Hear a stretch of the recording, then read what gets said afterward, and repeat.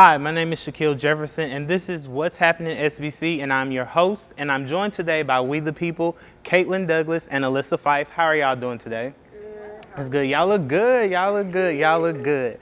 They're an organization, a nonprofit organization here in Shreveport, Bossier that does local activism and community outreach programs. And so it's called We the People. First off, my first question is, what is We the People? I'll direct that to you, Caitlyn. What is We the People? You should direct it to her because she started it. Okay, girl, since you started it. What is We the People, or what do you want people to think when they hear that title? So I actually think that question is pretty interesting because we like to encompass a lot of different things in We the People. We don't like to stick to just one topic. So I guess when people think of it, we want it to be a citizen-led organization that basically addresses any issues, whether they be social, political, economic, within our community. It's whatever our community asks of us is what we want to serve. That's good to hear. That's good to hear. How many people are in the organization? I'll give that one to you since you couldn't get since you couldn't get the last one. Okay, so there's me, Alyssa, Grace, and Gary. There's about 6 of us at this point. However, we are getting ready to do secondary leadership training as well as primary leadership training, and then we do have affiliates that we work with locally. Like, we've built really strong connections with Power Coalition for Equity and Justice. We worked with 45 Days of Action. We worked with the mayor. We've worked with city councilmen, and like to the tune of what Alyssa was saying, we are really just for the people, by the people, of the people. So right now in our actual leadership chain, we have about 6 individuals, but that is growing. What started We the People?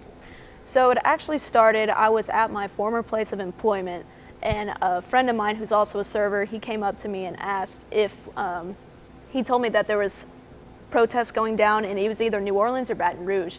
And I was pretty excited about it, and I was talking about maybe going down there. And he told me, don't do that because it's going to come up to Shreveport, you just need to wait. I said, okay, I guess that's true. But it just kind of kept ticking on me the rest of the day, and I just sort of felt like, why wait for it to get up here if someone else can start it? Like, why not just take the proactive step and get that ball rolling already? So it actually started with just a Facebook event. I called a friend of mine. I said, do you think this is a good idea? He said, yes. And so I set a date and I made a Facebook event. But of course, the whole purpose of it is to kind of support the voice of the Black community. So I didn't want to be the face of it necessarily. So that's when we added Carrie and Grace. And then I think you just reached out to me, I'm pretty sure. I don't remember, but however it happened, it happened. Yeah. Right. And so she joined, and then the more that we worked together, it really started as just organizing this protest, but everyone really got along well. We worked well. Everything was super efficient and organized. And then from that, we just kind of decided, I mean, this is something we're good at, and we really enjoy doing it. Why not go forward and keep helping the community? And then that's kind of, I think, where Kate came in with most of that. Okay. Yeah. What I'll ask both of you this, but I'll get your answer first. What characteristics about your team members make you go, I want to do this with these people? There's just so much. Our energies, first of all, just matched really, really well. You could tell that everyone wanted to keep pushing. And I think a big thing, especially with this movement, is that momentum dies down really quickly when it stops being a fad or stops being something that's really prevalent in social media. But for everyone that was involved, I didn't feel that from anyone. Everyone wanted to keep pushing, and we wanted actual tangible change. So the energy was matched. Everyone is super strong in that group. Everyone stands for their beliefs. Everyone pushes forward. Everyone stands their ground when they get challenged. Super intelligent group of people, hardworking. There's not really much bad I can say about any of them. Okay. Your intake. I think I can agree with Alyssa. Honestly, it's the fact also that we're all young. That's the biggest contributing factor, is that we're all young, but we're so diverse. Like, I know diversity is like one of those red flag words that we hear that people just like to throw around just to seem inclusive, but we really are all inclusive, you know. We just are willing to do the work. We're not a group that's gonna talk and not walk.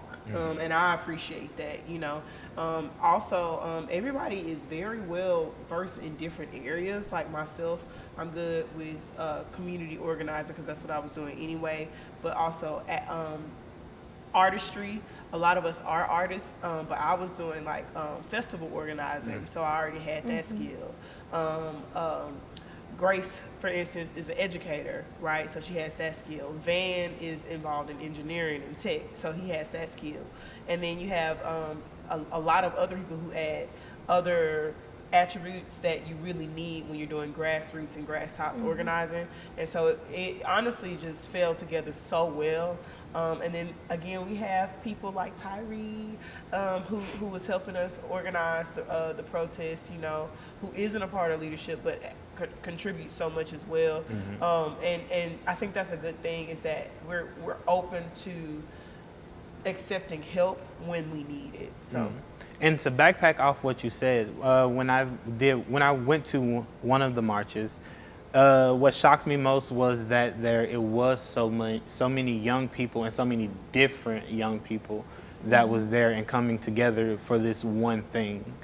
Alyssa, as a starting member of the organization and as a white woman, how do you feel it is the importance of this organization, not just here, but period? I think it's super important. And one thing you mentioned about here, and I know you're talking about more like on a big scale, but I think the here is really important because local is so important when it comes to grassroots movements and any kind of lobbying, because I think a lot of times, especially in a movement that's so big, people get overwhelmed with the idea of what do I do? I'm making posts on social media, but what action can I actually take? And so I think a lot of times that anxiety actually makes people kind of retract from the movement.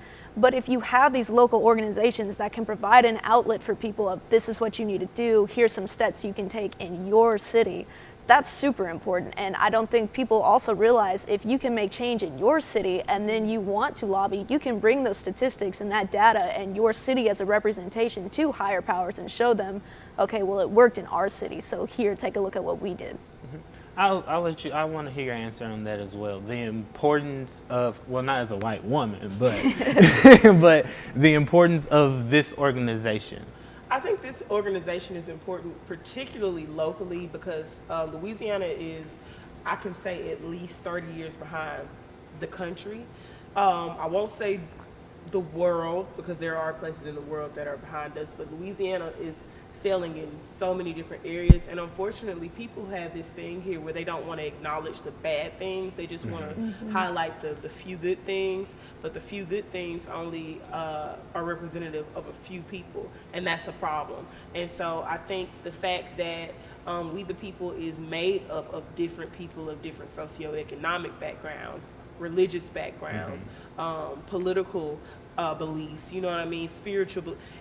We just literally are touching those that the politicians, that the other quote unquote leaders are trying to reach, the youth, but they don't realize, wow, we have so much to offer. And so I think that it's important that people see there's more than meets the eye to Shreveport, Louisiana. And I really like what she said about the local and the state piece, because Rome fell internally, but Rome was also built internally, right? And so when we work on infrastructure, when we focus on building from the inside out, then you can do a ripple effect. We really do have the capacity to change the world, but it has to start at home.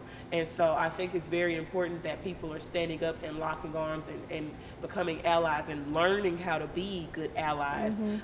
That's super important, so that way we can go ahead and fight against racism, fight against police brutality, fight against corrupt leadership in politics, etc.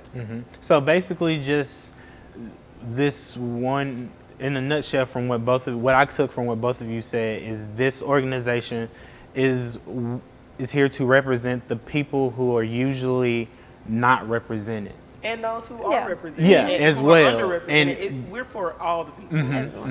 That's I understand that. And y'all put on different protests around Shreveport Bossier, correct? I've been to all of them. I've had a good time at all of them. What goes into getting a protest together from Oh. start to, well, not from start to finish, but Yeah, what we can what kinda all tag goes team into that. Yeah, it? we can say- A lot. Okay, so one of the first things that you do is you set clear goals. You set short term and long term goals. You have to have a why. Why are we even doing this? And you have to make sure that each of your short and long term goals is in line with your why. And so once you identify your why and your short and your long term goals, then you can start to delegate responsibility. And so you look at you actually have to research before you even do that. You have to research, okay, who in the city do I need to talk to if I need a street closure? Who in the city do I need to talk to if we need security forces? Who in the city do I need to talk to if I need a medic on hand? And then once you find out your research, you make sure that then you can delegate responsibility to who needs to do that, and then Alyssa can go.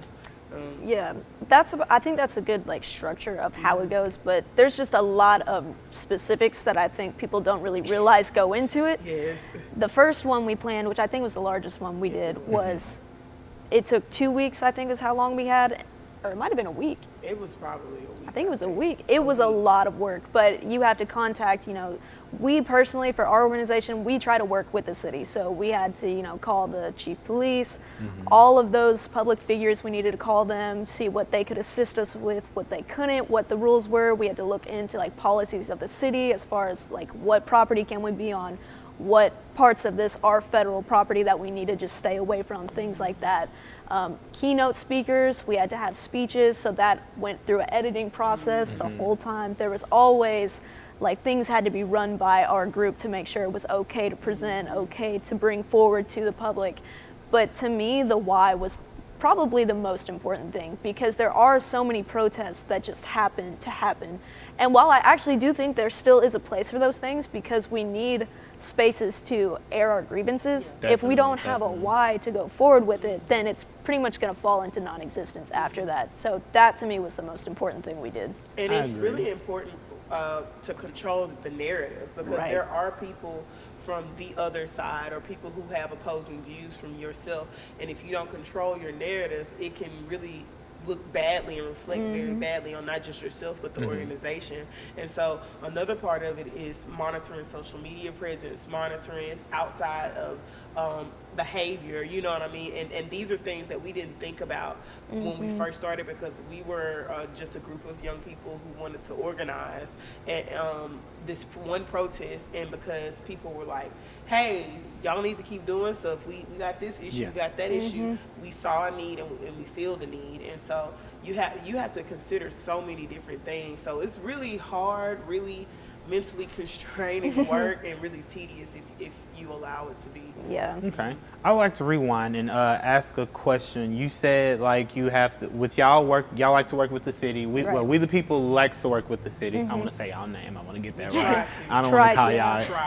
But has that been an easy process like along the way, or have there been roadblocks, or has the city worked with you? Has there been a difference from here than in Bossier? Okay, so it's not that it can be difficult depending on optics. I think optics are very important. So on one hand, some people could argue that how are you going to fight against police brutality and come against our police department, but then in the same vein try to work with them to properly secure an event? And so when you look at optics, I think that can answer a lot of the questions. It really depends on who you're talking to. We have a lot of what we can call gatekeepers in life, period. And so when you're working with people who consider themselves gatekeepers, it can be very difficult. But we happen to have I would like to say, a pretty amicable relationship with the city officials here. The mayor has spoken in support of us, you know what I mean? And so it can be difficult, but optics is very important, and I think Alyssa can add. Yeah, I'll try to keep it reserved. But I think For Shreveport specifically, it was fairly easy because, for one, a lot of the city officials really do care about the city, and they didn't want to see it, damaged or hurt for any reason. But I will also say some of the officials was less because they cared and more, like you said, like they just wanted to upkeep this image. But for whatever reason it may have been with whatever officials, it wasn't too difficult to work around things and make sure things went well. Okay. And we always made it very clear that our efforts were to maintain safety. And I think as long as we put that forward, we typically did not have a problem. Bossier was a completely different story. That was one of the most difficult and stressful situations I think we've ever been in. They did not want to work with us at all. And I think a lot of it had to do just because we were so young. Everyone that went into that room, I think the oldest person that spoke with them would have been 20, 25 maybe.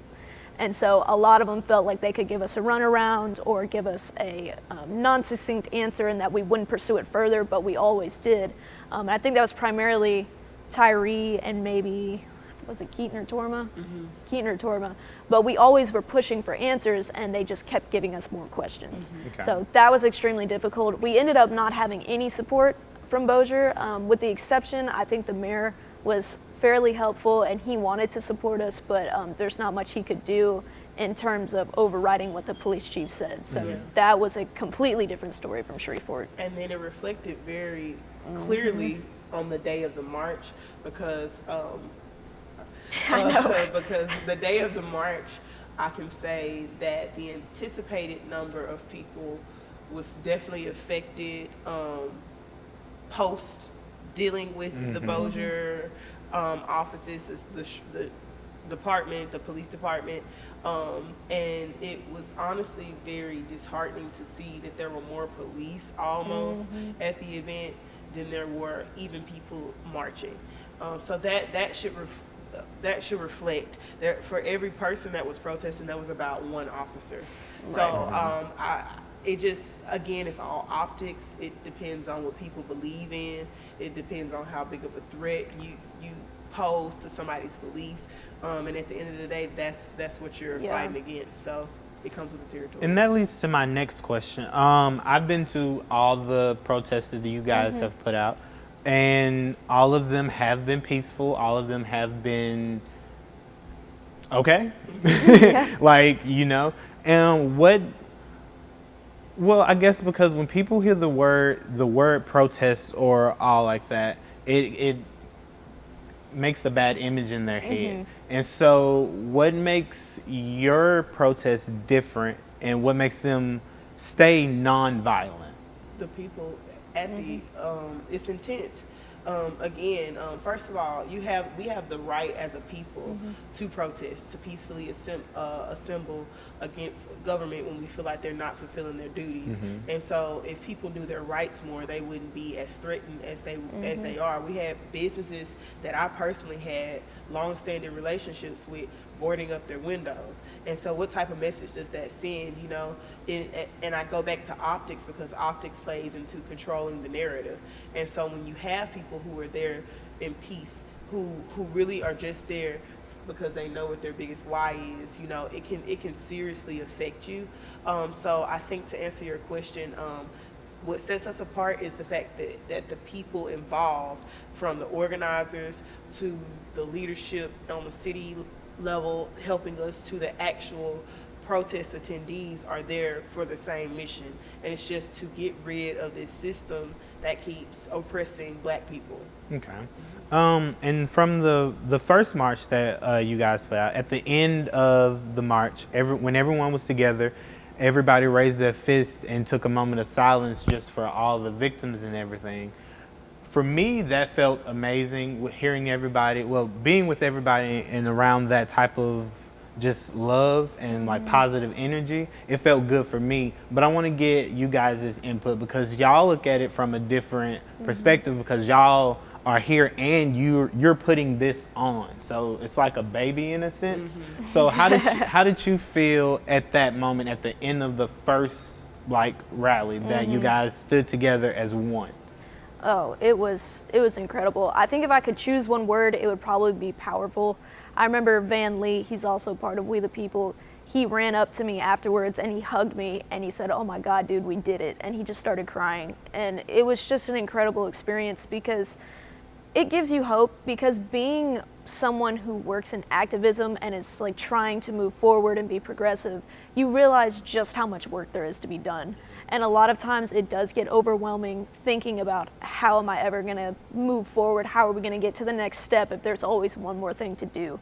But when you have a moment like that where everyone comes together and you see this outpouring of support and everyone is standing together and united and people are trying to learn and do better, it just makes you really hopeful that there is gonna be a better future one day. It hit different for me because I was one of the call and response leaders, as well as one of the organizers, as well as somebody who has experienced being bullied by police, as well as somebody experienced racism in Shreveport, in Bossier, in Natchitoches, in Atchafalaya, and different places around Louisiana. First of all, I was exhausted, but it made me feel hopeful. Honestly, this work can be very discouraging. It can literally instantaneously take you from a high to a low without question.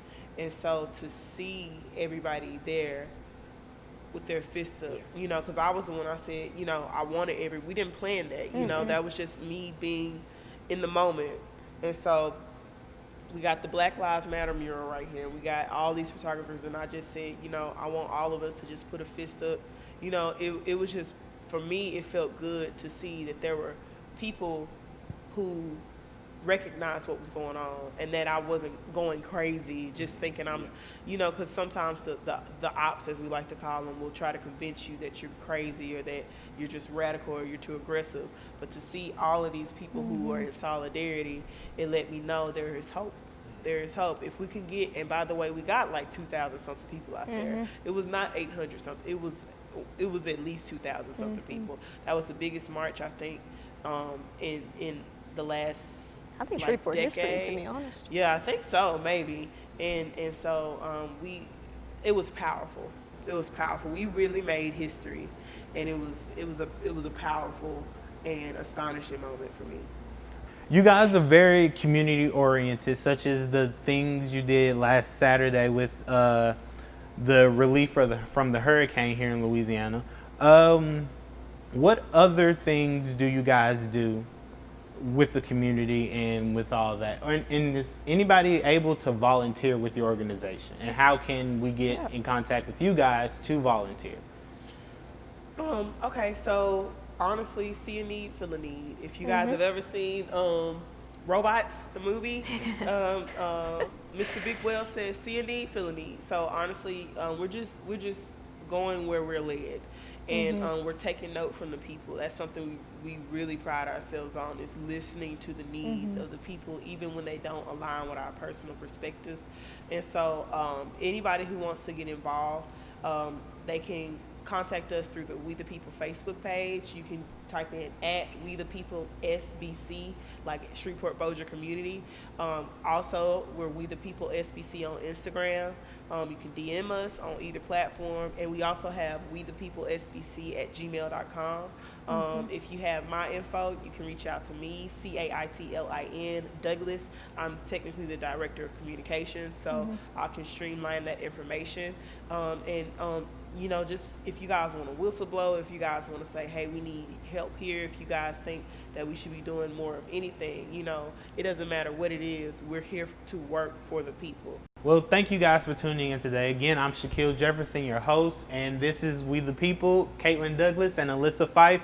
We'll see you next time.